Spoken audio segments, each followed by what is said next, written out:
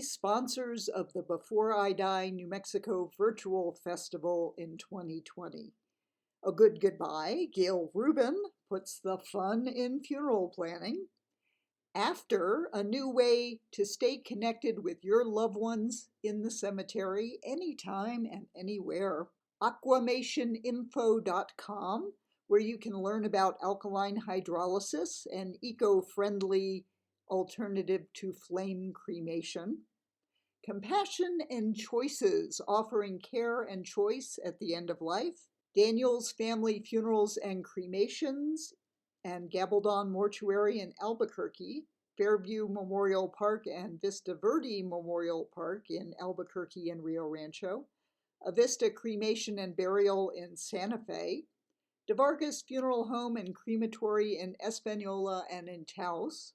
Estate Pros, which offers personal dispersal of possessions due to a move, illness, or death. French Funerals and Cremations and Sunset Memorial Park in Albuquerque. And Keeper, which helps you keep memories alive with online tributes to preserve, celebrate, and share life legacies. Death is full of surprises, huh? You have no idea.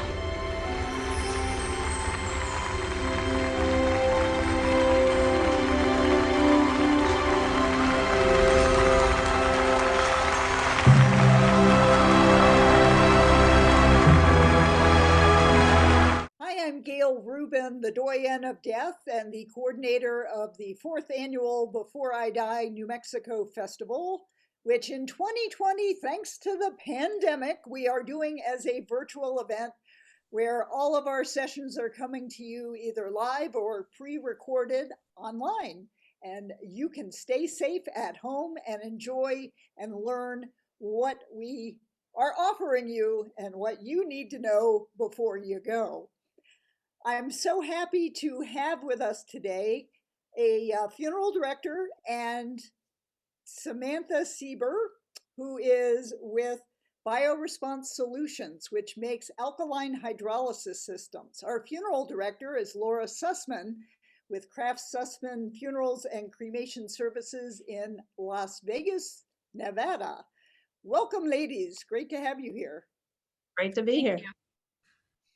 So my first question, I think, should go to Sam, which is just what is alkaline hydrolysis? It's a water-based form of cremation, but how does it work? Okay, so it's a new option that families have, amongst others. It is a water-based process. And so the way that it works is it accomplishes what would take place in nature when you bury a body in the soil in a very short period of time. So it uses a very controlled, ideal system that gently circulates a solution of 95% water and 5% alkali, which is a chemical that's made from salts. It has a very high pH. And so the nerdy chemistry of it is that when you put water in an environment that has a high pH, the water molecule splits into hydrogen and hydroxide ions, and water is a great decomposer. So it uses a low level of heat, only either 200 degrees to 300 degrees Fahrenheit. And to compare that to a flame cremation is going to typically be 1600 to 1800 degrees. So this is slower, it takes more time, but it's more gentle to the final remains, which are the bone remains. That's what we have in our body that's inorganic. All the organic material is broken down as small as it can go. So there's no DNA or RNA or proteins. It's just amino acids, sugars, and nutrients that were in the body. But the inorganic remains are still there at the end of the process. That's our skeletal remains. And so what we do in North America is we dry those and process them into what families know as ash.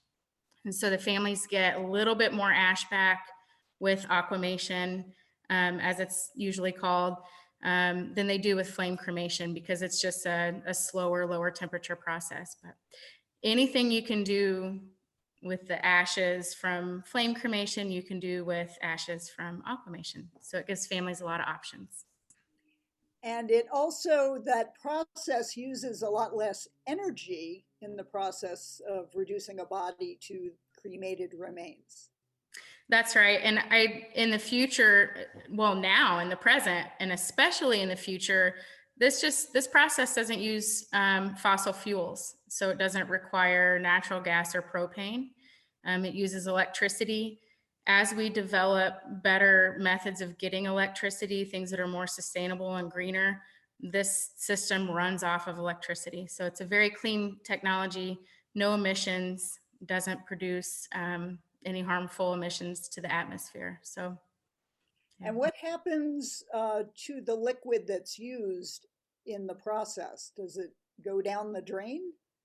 Typically it does, and it depends where you are, and this is something that might change in the future as well, but I would say 95% of the time it does. It's sterile, and so it goes to the wastewater treatment plant, which prepares it for recycling back to the environment. Whatever's done with it has to be done in accordance with local and state laws, federal as well. And so there are a couple places that are taking it to tree farms. Their states have permitted them to do that, so that's the minority. It's a little bit difficult to do right now. That might be where things go in the future, but either way, it does get recycled back to the environment for reuse, one way or another. I'd like to add to that if I could. Yes. So in Las Vegas, we were in a desert, and when we approached the local water reclamation department about the possibility of using the waste for fertilizer, they asked us actually not to, that they wanted it back into the water system so they don't have a loss of water. It's completely safe, and they really, through the process, we use very little water that's not reclaimed. It's interesting that I guess the official word is effluent, that it is actually very good fertilizer because it's got the sugar. Amino acids and micronutrients and macronutrients that are in the body. Yeah. But no toxic substances. That's right. So the process, through, again, some dorky science, through either heat or the presence of amines or the high pH, it destroys all pathogens, but it also destroys embalming fluids. So if a family would like to, they want the traditional embalming and they'd like to do the viewing services that way, they can. This process destroys the embalming chemicals, chemotherapy agents, drugs that are in the body. It destroys all of those things. And so, yeah, it's a nutrient-rich water, and the makeup of it is 96% water and 4% other stuff, amino acids, sugars, nutrients, because our bodies are, depending on your body type, 65 to 70% water anyway. So it's actually contributing water to the process as well. The water use, I think that's a pretty common question. To give an example of that, it's about what a single household of 4 uses in a day. So it does use water, but it's not, I think a lot of people sometimes assume it might be an exorbitant amount of water. It's not, it's just enough to perform the reaction, and then it is all recycled. That's great. So Laura, when did you bring an alkaline hydrolysis system into your funeral home? Well, we started the process a couple of years ago, but we finally got licensed last year in August. So we've been open a little over a year. And how have families reacted to that? Do you give them a choice of flame-based versus water-based cremation? Sure, because most people coming to us have never heard of the aquamation or the alkaline hydrolysis. So when we explain it to them, we're finding that 85% are choosing that over flame-based. Why do they choose more so the water than the fire, do you think? A couple of reasons. One is that we're able to do it on site. So at our funeral home, which is actually in a residential area, but because there's no emissions into the air, we could do it locally versus taking it to an industrial area. So families like that their loved one is kept under our roof the whole time. They also like the fact that it's a more gentle process and that there's no flame involved, because a lot of people, even though they understand what flame cremation is, they don't like the concept of burning, and they see this as a really nice alternative.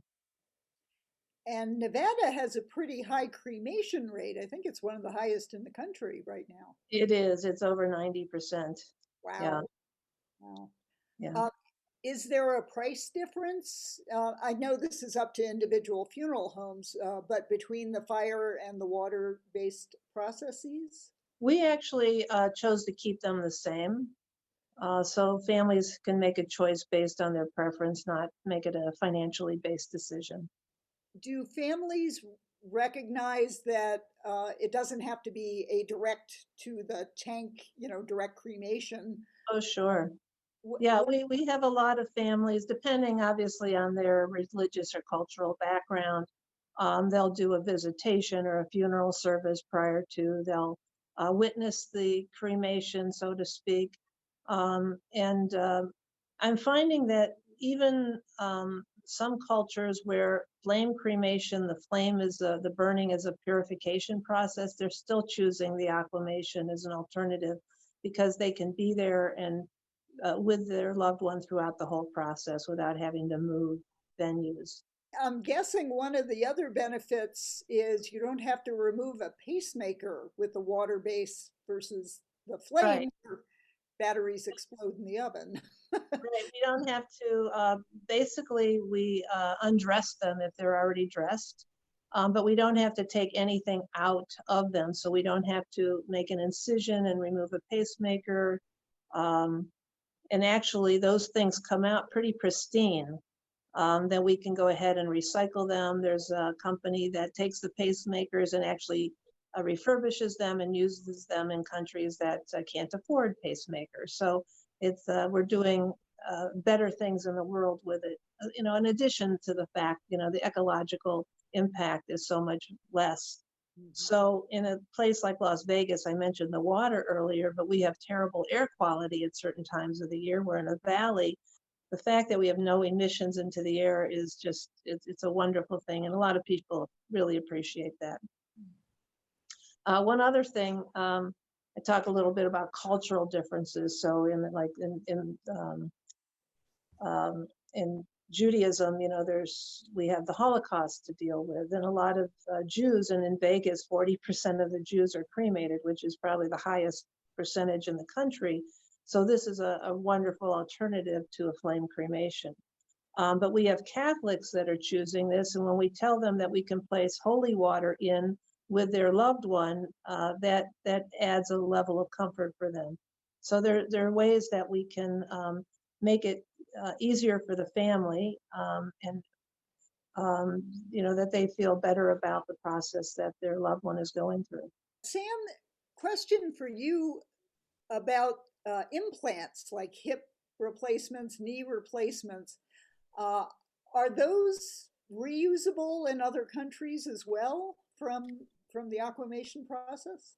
They can be. I think so. The individual facility determines where those go, and so I typically, though they're refined and made into new modern day implants, and so a lot of implants are titanium, which is plentiful on Earth, but a massive impact to harvest it. And most of ours comes from overseas. And so if we keep that titanium in the cycle, it's already in pristine condition. It's already been purified.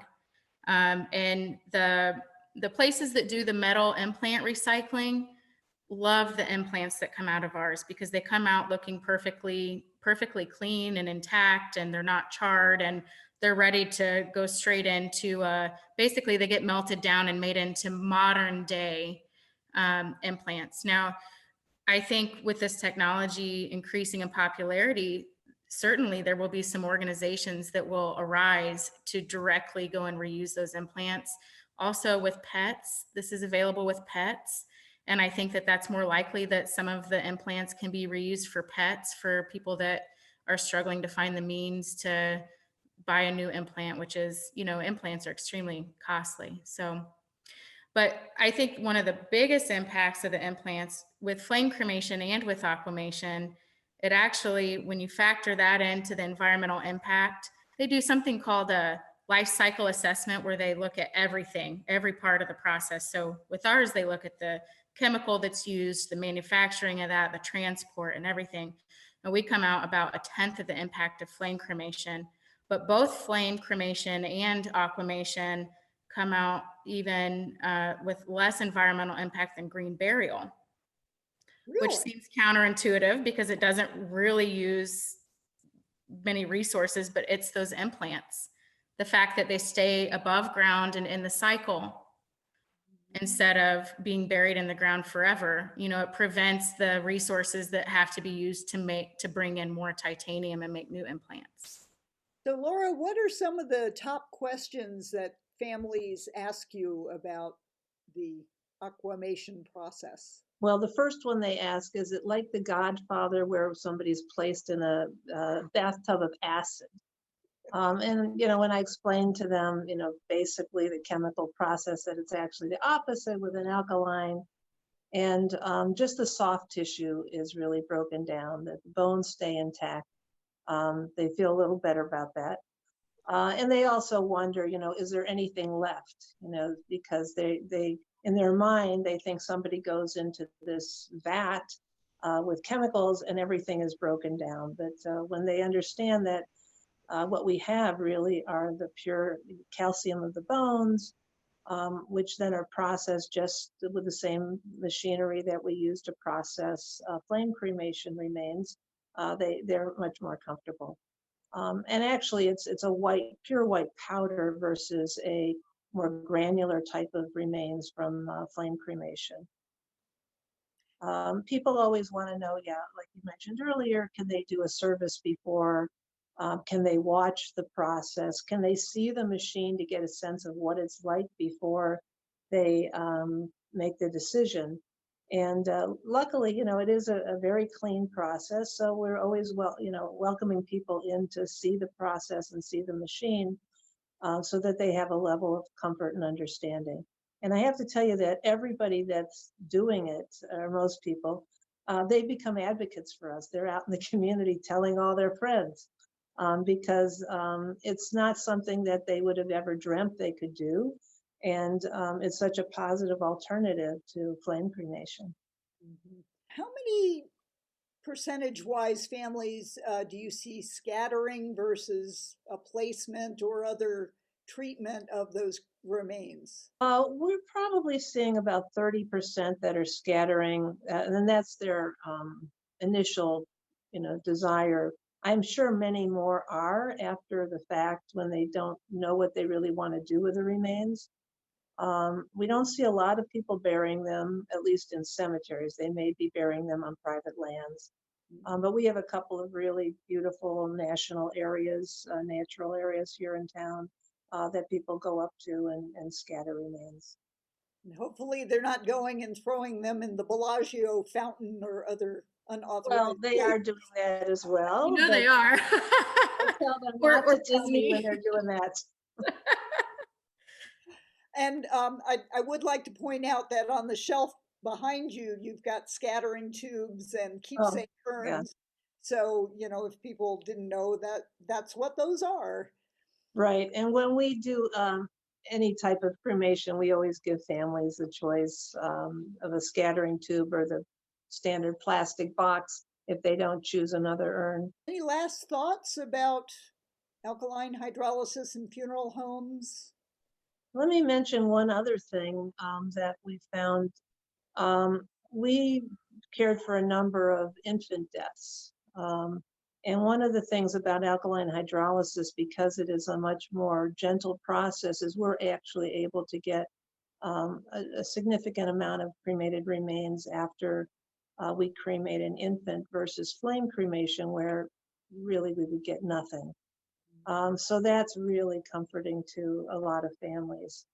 And I know Sam can speak about, pets, but even in small animals, if somebody was doing a pet cremation, they could get the remains back. So it's the gentle process really opens up some avenues that we didn't have before. And Sam, in October 2020, what is the national outlook for states that are allowing for alkaline hydrolysis?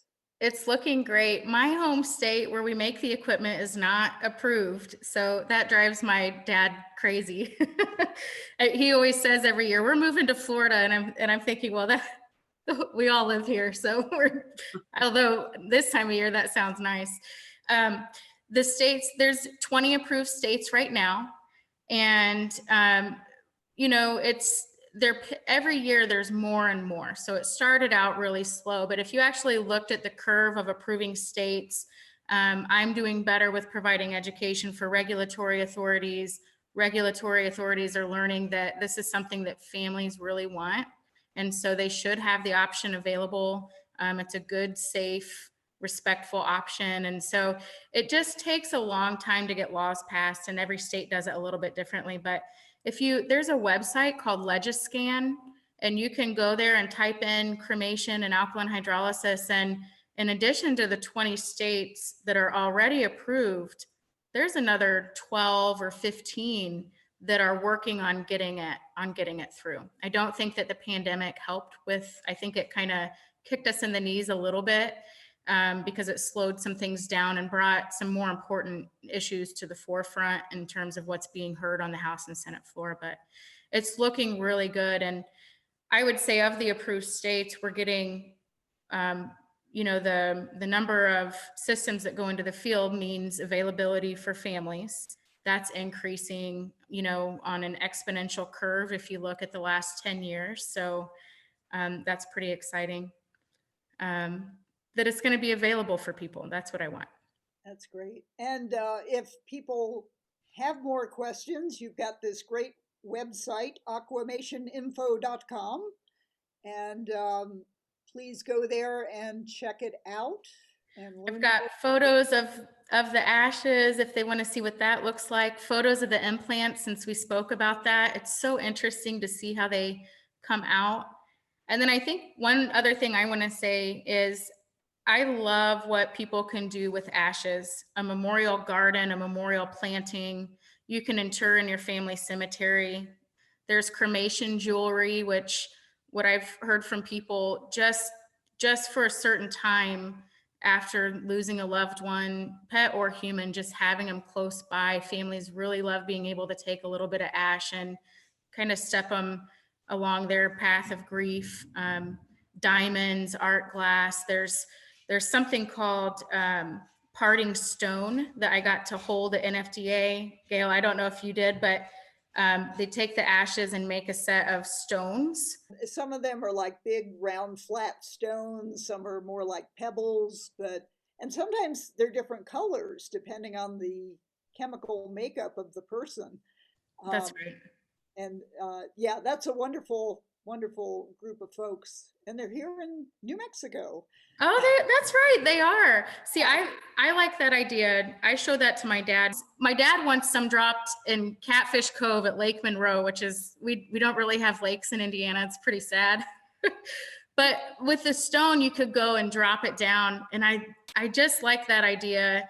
I like scattering ashes too, but I like the idea of being able to drop the stone and having the idea that it goes all the way to the bottom right where I dropped it. And we can always go back and visit that spot. So it's so personal what people can do with these. And some people like to keep them all together, and some people want to do a variety of things. And I think that's something that cremation and aquamation give you the option to do. This has been a wonderful conversation. Thank you, Laura. Thank you, Sam. And everybody, please stay tuned for more Before I Die New Mexico virtual videos coming your way on YouTube. And you can check out the live events October 30th to November 2nd online, beforeidinm.com. Thanks for joining us.